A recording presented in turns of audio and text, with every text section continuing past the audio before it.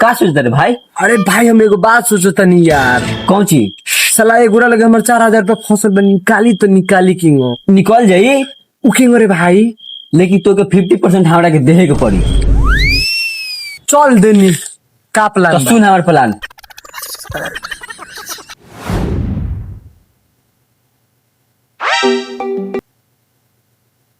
हाँ। हेलो भाई, कहाँ बारे?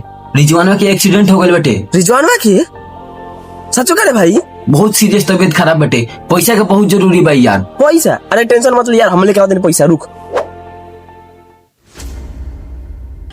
पैसा पैसा जल्दी पैसा बढ़ने आते हो सर, आज पैसा निकालिए रहेगा। करे सर बस तो नी 4,000 रुपया देता नहीं से गिर बस तो नहीं से हमरा यूनिट ना बस। अब तो नहीं पैसा के अपन झाटू खा के तो नहीं गिना दे सर बस। बाप रे